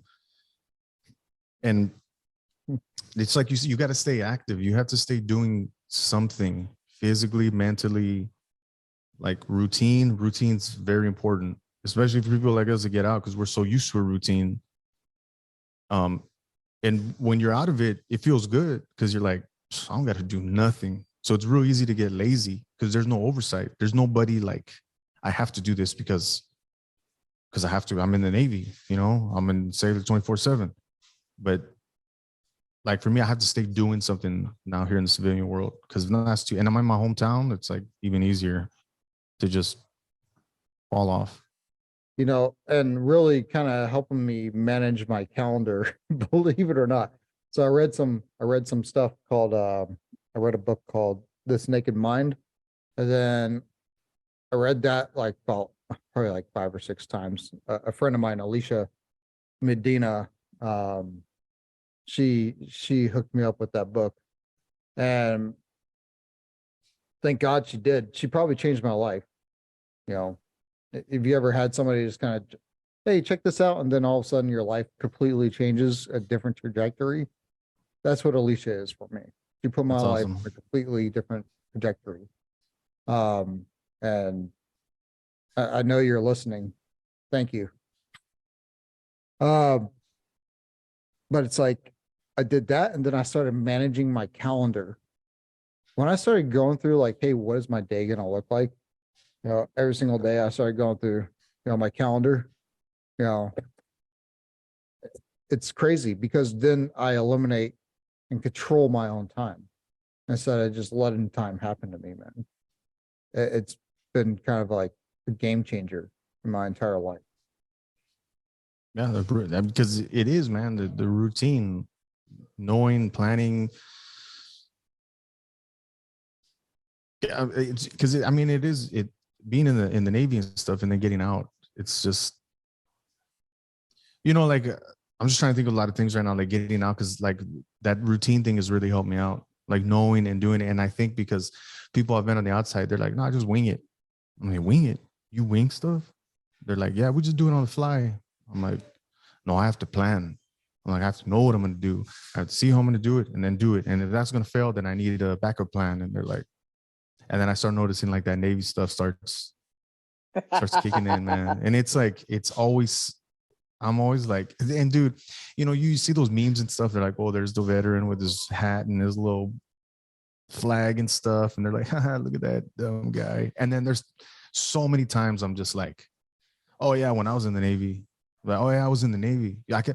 Oh yeah, I was a chief in the Navy. Oh, you know, I used to load bombs. You know, like I catch myself doing it all the time. I'm like, dude, I sound like a douchebag, man. Like, you know what I mean? Like, I'm not even trying to. Like, it's just like I get all excited, like, oh, or like I'll see a veteran, an old man or something. And I'm like, hey, sir, you were in the Navy, yeah. And then you just start chopping it up, like it's just different when there is a bond that's there forever, man. Yes. So I want to expand on something that you mentioned right now about the how people see us, right? And I was told recently by a person that is quote unquote familiar with the military. They said, and it was meant more as an insult than anything else. And they asked me a question. They're like, hey, so you know there's two type of people, right? There's doers and there's thinkers. And I already knew where this was going, right? The doers do, the thinkers just think and they don't do anything, right? And in my mind, I was trying not to be rude. Mm-hmm. But in my mind, I was like, yes, there's doers and there's thinkers. And there's people that think before they do to execute precisely, right? Yes. To think about all the outcomes and then you execute so you're not wasting anybody's time, right? And I think I replied with, I didn't say Navy Chief or anything, but that's what I wanted to say. I was like, you know, you're right. There's thinkers and there's doers. But what's better? A doer that just goes and stumbles, or a doer that thinks before he acts. Therefore, whenever he acts, he's precise with his execution.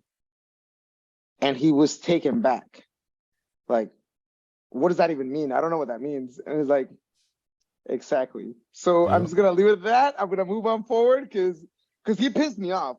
Like, honestly, he was one of those people that just like push that Like that button nerve, yeah. and pissed me off because I was like, and I was bringing like all these things and all these things that I'm actually executing right now, but Mhm. they take time, right? And this person missed out on that opportunity. That train already passed him by.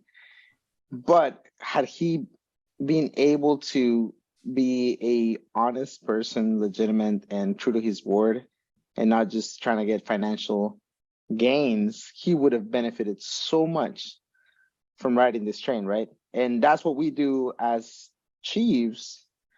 We talk about it, we think about it, we poke holes on whatever the problems are, and that's what we talk out loud. It's like, hey, Trey, what do you think about this? Oh, this shit's stupid because of this. Or, bro, that's a great idea. However, I don't understand this. Tell me more about it. I'm like, well, I don't understand it either. So that means I got to think about it, right? Yep. So we poke holes on it, not to be mean, but to bring awareness to the deficits. And then with that being said, boom, we move forward. We come out with a better plan and we execute, right? Which is insane. But no, man, thank you for bringing that up. That was, Dude, I didn't want that to be unnoticed. we in the civilian world, man, like in one of my interviews for Spectrum, they're like, so you were in charge of a lot of people. They're like, why are you going to do this? I'm like, I got to stay in my hometown and stuff. They're like, well, being in the military isn't going to get in the way, right? I'm like, what do you mean? They're like, you're going to be like yelling at people and making people do stuff and da da da da da. I'm like, what? I'm like, you really think that? They're like, yeah. They're like, we're kind of apprehensive that you're going to be like just chewing people out for no reason. I'm like, I'm fine. I'm like, I talk to you the way I'm talking to anybody else. And it's funny they have that, that they're like, we have other veterans here and that's the way they are. So we just want to make sure we're not going to get somebody on here like that. I was like, all right. But I can see why though, man, because like you're talking about, we're trying to think of like a better way to do stuff and they don't give a damn in the civilian world, man. Like they don't give it unless you're working like on base and stuff where they understand like, hey, I got this, whatever.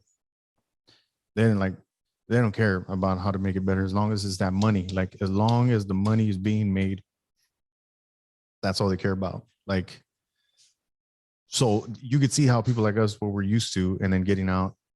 And then it's like, I'm like, hey, there's a better way we could do this. And they're like, oh yeah, just, but it changed because corporate said this. You're like, well, okay, well, I'm just saying.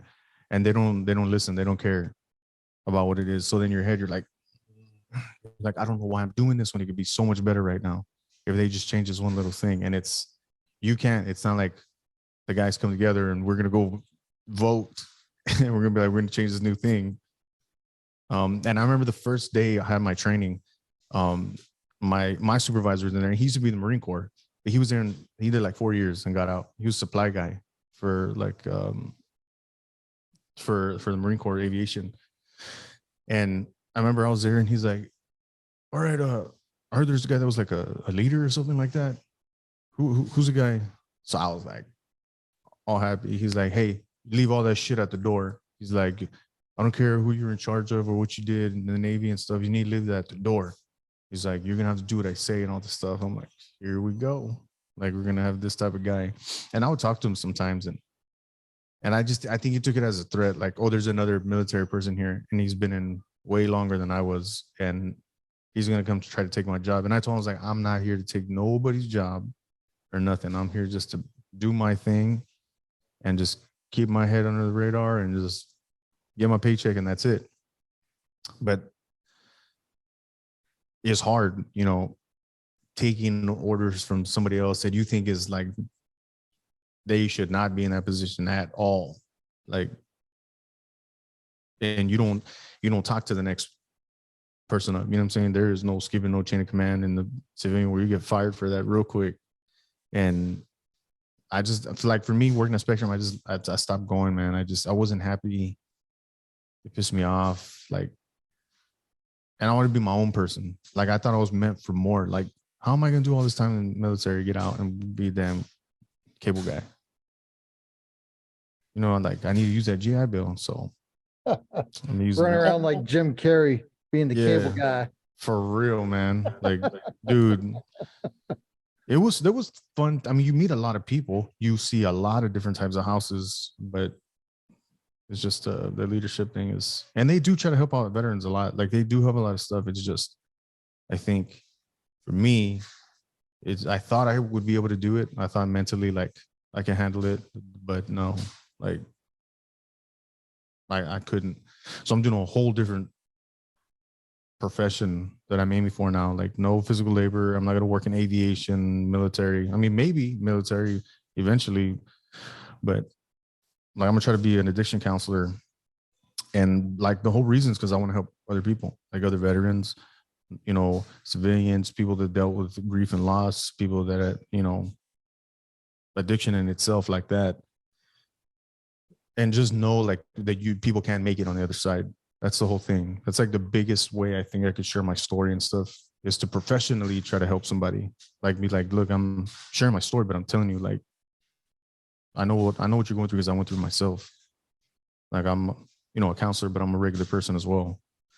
And so that's a big reason I chose that to go that route. But I'm also, dude, like I was talking about with the substitute teaching, they're gonna make me a permanent substitute coach here in my hometown. That's pretty badass. Well, do you like a particular sport? And I just do PE for right now. Like there's an app and it like comes up with jobs. And so I just started steadily always picking PE, and just talking to the coaches and stuff. And they lost one guy and he was just like a paraeducator. He wasn't a certified anything. And I'm like, hey, well, I got enough college hours and stuff, I think, to do that. And they're like, oh, and so they talked to me, they told me to bring me on. They were going to hire me full time to be a coach with them, but I had to go to school. And I'm like, well, I got to go to school, man. Like there's going to be one day a week I can't. So they couldn't do that. But the coaches were cool, man. He was like, next year, if you want to come back and be a coach, like you can help coach a sport and stuff. So I'm like, for real? He's like, yeah, you're just with us. You're just like, you're not a coach or assistant coach. You're like helping us out. So you go with the team, you can help coach and stuff like that. Like football, you know, one of the positions or something. So that was pretty cool. It kind of got me like thinking like, man, maybe I should just do this, but I don't want to be just jumping around. You know what I mean? you know, we have found some resources that I know up in Whidbey Island. Like I never heard of any transitional classes or any reintegration classes or anything else like that. So we've been finding all these resources out there. Like we just got done with our whole entire reboot. First four real episodes was all about reboot. And there's programs out there that are run by nonprofits that sit there and help you figure out who you are. And the thing is like when you were sitting there in that limbo mode, that would have been the greatest time for someone high up officially saying, hey, like our people that are in Medhold, our people that are in Limdu, our people that are, there's these programs out there. Why don't we have them do it? Even if they stay in. In fact, it could actually probably promote some of the people to want to stay in because they realize that the Navy actually wants to help them heal during that time frame. And brother, I wish you could have known about some of the resources that we found, man. But it sounds like you eventually found your way, brother. That's good. Yeah, I did, man. I did. Took a while, you know, but I got there eventually, and I aim to stay the course. You know what I mean? I don't plan on staying here down in South Texas. I think once I get my degree, I want to move to like Austin or something. Yeah, this place isn't really a wonderful place to raise your kids. Like my son's over here, he thinks he's a little thug now because he lives over here in South Texas, where I'm from. And I'm like, dude, you grew up in Washington, Whidbey Island. in Miramar, San Diego, sunny San Diego, California. Like, come on, man. You were born in Lemoore. You know what I mean? And he just laughs. But, just stuff like that. And I could just see like the difference from being over there and the kids over there versus over here, being down here, small town, not a good economy, not a lot of jobs, 2 hours from the border, all the drugs that run through here, like everything. It's not the best. It's home for me, you know what I mean? Like, it's home for me. I like the food, the culture, all that stuff for me, and I know how to be here. But if like the kids and stuff, I don't want them to fall into the same things that I did. I'd rather them, be in a bigger town, more opportunities, more stuff to do, sports, academic stuff. That's what I want to do. So what are some ways that we can help you continue your path of success? I mean, just spreading the word, man, like that, about this addiction thing. And just, I mean, if you have people that are struggling, just send them my way, I can talk to them, and that helps me to further my path in sobriety and staying like this. Is just, for me, man, is just spreading this word about that addiction is real, and it's not just like one and done. Like, some people are going to go through it many, many times, and then you just have to support them. There are times when you just have to let them go, but it doesn't mean like stigmatize them. I'd say support them, but sometimes you have to support them from afar. But just, what I'm saying, all love. There is hard love, but like when you're stuck in those things, you don't care about nothing else. So I would just say, just spread the word, man. So I think we should go into the save rounds. What do you think, Chris? Yeah. And the save rounds are alibis. All right, let's go to the bonus round. All right. So we got a few questions for you, brother. And first one is going to be, do you have any books or podcasts or any kind of media that could help people figure themselves out? So one book that I read that I really liked, and we're talking about addiction a lot, so I like this. It's called "Don't Let the Bastards Grind You Down," right? And it's like 50 things every alcoholic or addict in early recovery should know, and it really talks about this. Really kind of opened up my eyes when I read it, because I was in denial a lot about being an alcoholic, and everything it talked about was stuff that I had been going through: the shakes, needed in the morning, needed at night, needed to maintain. Like, it was explaining, I'm like, wow, that is me. Like, I'm not the only person that's like that. So when I read that book, it was like, it really got the wheels turning for me. So it's called Don't Let the Bastards Grind You Down. And then, like I was talking about earlier, the movie 4 Good Days. Like, if you think you're dealing with addiction and stuff, I'd say check it out and tell me what you. I mean, it's a little bit more in depth. It's about a girl doing heroin and stuff, but it's like an extreme grip on you. Or if you are going through addiction and you are, and your family doesn't understand you, or you think they don't really understand, or you have friends that don't understand why it is you're doing or what's happening, I'd say have them watch this movie, 4 Good Days. It's on Hulu right now. It's a real good movie. It's probably one of my favorite movies when it comes to this stuff. So I would like to ask you 2 questions. First one is, what advice would you give your pre-service self before, 17, 15, 18, whenever you were about to join, or whenever you had that mindset that you were going to join? What advice would you give yourself that you think would make you be successful in the military and as a whole life? And then the second question that I have is, and I know you talked about this, but I want to clarify it even better. What advice would you give yourself as a transitioning member once you found out, or right as you thought that you were going to be going through the transition? What advice would you give yourself? So to the first one, man, I would just, like I said at the beginning, I did real good. I would say don't get comfortable. I would tell myself that do not get comfortable where you at. Like, when you achieve your goal, and you think you've reached the pinnacle of where you should be, don't get comfortable and think you're gonna be all right there. And just appreciate everything you have when you have it. Like, don't take anything for granted, is what I would say. And then to the second one, I would just say, like, just research the GI Bill a lot more. I would research the GI Bill heavily, because it's and the benefits, all the benefits that come with a disability rating, I would look more into.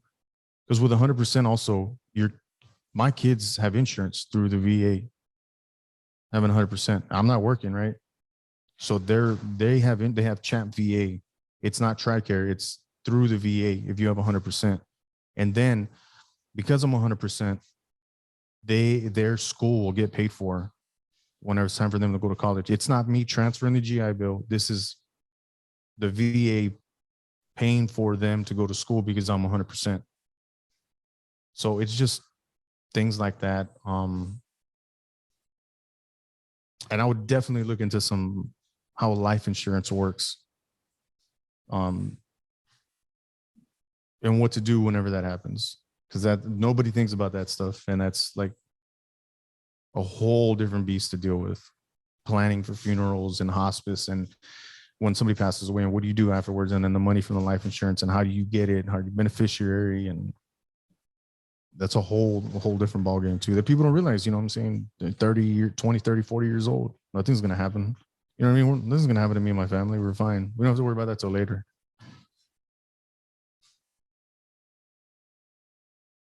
So how can we and our listeners get a hold of you? So let me see if I got it over here. So I do a lot of stuff on TikTok, right? And then it's more just documenting my journey. Like, hey, I usually be like, day 116 sober, and I'll just give a little update. And so that's on TikTok, and it's just Sober Vino. That's what it is, just Sober VINO, Sober Vino. And then I make music and stuff on the side, and it's pretty much talking about the same stuff. It's more of a therapy for me, and it's on Apple Music, Spotify, anything like that streams, and it's just Sober Minded. That's just the artist name I go off of, and I just make some music on there. And that's really it. Like, when it comes to this stuff online, if they want to get a hold of me. Sober Vino. Yeah, Sober Vino. Bro, I was bumping that earlier. You're bumping Yeah. it? Yeah, I was bumping it, man. I was probably making my neighbors here in the barracks. Dude, and I mean, I used to, freestyle and stuff like that. Like, it's the way it is out here when I was young. And then I was in rehab, man, and started listening to some beats. I'm like, man, I started hearing some beats, and I like the way they sound. I started writing. I used to know how to record and stuff. So I ordered I didn't have my mics from here because there's way too much. So I ordered like a little cheap, like the Yetis.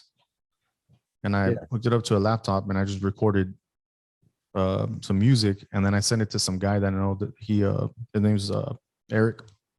He mixes and masters stuff real good, and he mixed it for me. And I was like, man, that sounds good. And I was just looking, just like, how do people get this music online? And it's like so simple to just push your music online. The quality has to be good, and your levels have to be good, and then you just push it. And so I just started doing that I started showing people, and they liked it, and we'll see. It's just more of like a therapy for me, and just trying to show other people through music, some of the struggles. I've wanted to go like real deep on some stuff, but I really want those to be real good. So I still need to write more and record and stuff. Yeah, man.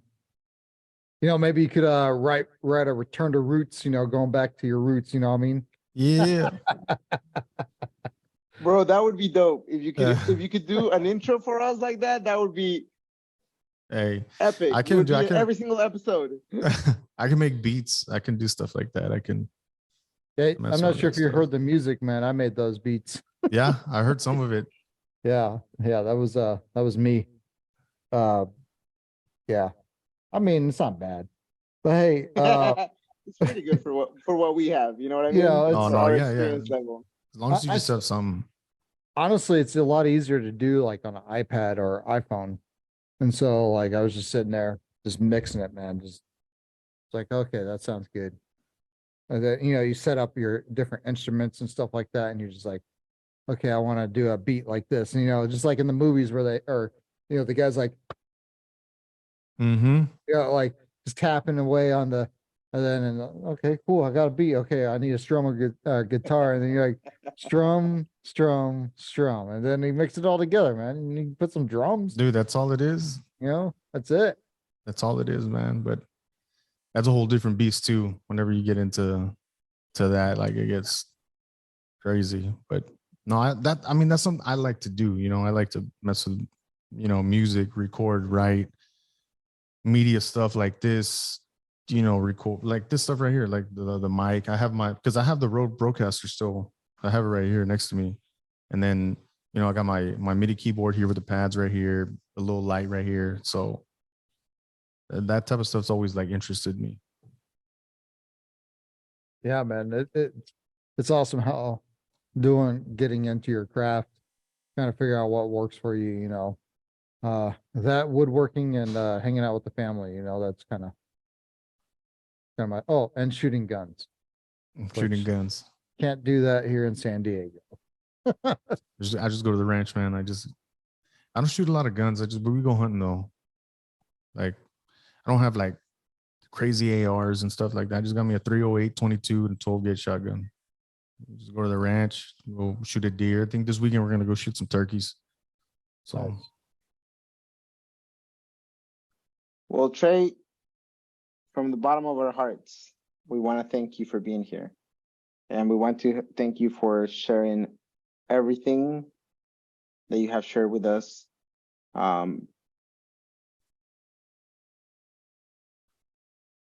It's difficult to be open. I myself, I'm going through some of what you talked about and some of what your podcast is talking about. And you mentioned that it's difficult, especially opening up and being vulnerable, and to a certain extent, not being re-traumatized, because that's the hardest part, right? And having to go through that, it really, you don't know how much it really affected you until you start opening up that can, the mystical can of worms. And as I was telling you earlier, I really do.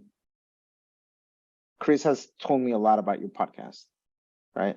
And I was a little bit afraid to listen to it because I didn't want to go down that rabbit hole. yeah. But today I was like, well, I don't have any more choice today. Today we're gonna talk to him. So you know what? Screw it. I'm gonna do it. I'm gonna jump in. Yeah, and but seriously, man, thank you for creating that.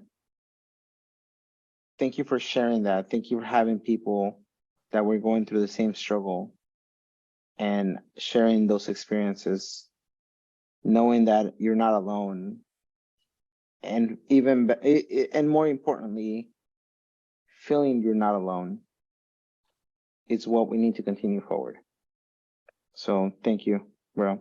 I really appreciate no problem, dude. No problem at all, man. It gets easier to share stuff the more you talk about it. You know what I mean? It wasn't easy at the beginning. Even mentioning that I was in trouble, like there's even some people sometimes, how you did 13 years, why'd you get out? And I'll be like, oh, my wife was sick, I had to get out. And that's all I'll say. Like I won't mention anything about getting in trouble because I don't feel like talking about the whole blah, blah, blah, blah. Now, if it's like this or other people or people that I think understand or people that are going through something and I think it benefit, I'll be like, well, actually I got kicked out, man. And look what I'm doing now. So you can do it. That's what that's my whole thing. Like on TikTok, I try to tell people like, you can do it. Like, even if it's one person that believes in you, like just cling on to that. Like there are people that care about you. I think there's people that care about everybody has somebody that cares about them. You know what I mean? Like I don't know how to explain it like in my head. Like at that time you think nobody does, but they do. And that's my whole thing on TikTok. Like I'll be like, I'm so many days sober. Today I would have been drinking, but instead I'm over here doing this. Like, don't forget people care about you, type of thing. It sounds, cliche and corny, but it really is true. Like whenever you feel like somebody gives a damn about you for real, it makes you second guess certain things sometimes. Instead of doing that bad thing, you do the good thing. So yeah, man, I really appreciate being on here. I was excited to do it. I was pissed last week I wasn't able to make the appointment. I was like, man, I was telling my girlfriend, and then today I was like, hey, I got to do this podcast. So I was looking forward to it. Like I haven't used this mic to talk on a podcast since I recorded the other ones. I haven't been on any shows or anything. There's been some people have asked me on TikTok if I wanted to, but they charge to get on theirs. They'll be like, do you want to be on our podcast? I'm like, sure, I'll tell them about my story. And they're like, okay, will you just make a $50 deposit here? I'm like, what? They're like, well, because you're going to get promotion and stuff. I'm like, I'm going to pay to be on a podcast. I'm good. Yeah, man. You didn't have to pay to come on our podcast. I know. Because what we're doing here is we're building our tribe up, and I understand some people may not like the word tribe, but when you realize what our tribe is about, it's not about going and fighting a war, but it's about standing up for each other and being there for each other. So that way, when you need to lean on us, man, we're going to be there. Rain, shine, we're there for each other. And, thank you for coming on here and talking with us and sharing your stories, brother. And Mel was very loved. Mm-hmm. Yeah. Very loved. No, their friends from Washington came down for the funeral and stuff, from Washington all the way down to South Texas. And then Amanda Ellis, her good friend, she came before she passed away. She flew over here, and she was there. You know what I'm saying? So that tribe you speak of is for Yeah, and thank you for coming on here, talking with us about these things. And I really am glad that when you and Heath first put that podcast together, I'm glad you guys did it, because it really opened up my eyes to my own stuff. That took me a little while to figure it out, but it helped me realize that I was running around wearing a mask. You know what I'm saying? It's a mask, bro. It's put on this fake front, man. Yeah. No, I really appreciate it, man. Yeah, man. And so thanks a lot, man. Like I can't say thank you anymore times, to everyone else that's out there listening to it. If this hit you, remember what we talked about. There's courage to call 211. They can help you out. You can also reach out to us. We will help you find resources as well. Guys, this was a very good story. Some really good talk in here. Hit us up in the comments on the Facebook page. Trey's on there. I see him liking all of my stuff. I gotta show that support, bro. So we are Return to Roots Mil2Vet is growing and growing. And soon we're gonna see some pretty positive changes coming. So you guys just hold on to your seatbelts. It's gonna get pretty wild in our community here pretty soon. And everybody else that's transitioning or reintegrating, whether you're joining the Navy or getting out of the Navy or military, you know what I'm saying, for everyone else, it's your transition. So take charge of it. It's not all rainbows and unicorns, guys. Return to Roots out.